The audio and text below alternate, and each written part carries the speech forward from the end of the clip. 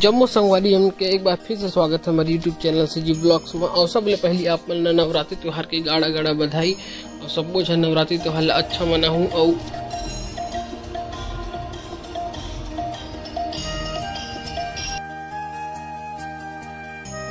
भैंसपुर जहाँ प्रतिवर्ष की भांति इस वर्ष भी छत्तीसगढ़िया सबले बढ़िया दुर्गा उत्सव समिति के तत्वाधान में ग्राम में विराजित 151 देवी गांव की मूर्ति झांकी लगते और बहुत भव्य और सुंदर झांकी होते। तो आप मन भी यहाँ आओ नवरात्रि में और ये झांकी के मनोरम दृश्य के आनंद प्राप्त करो।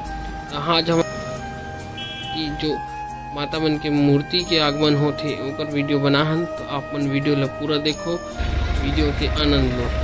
और अगर ये वीडियो आप मन पसंद आई तो लाइक से सब्सक्राइब कर दो, संगी हो वीडियो में बने रहो।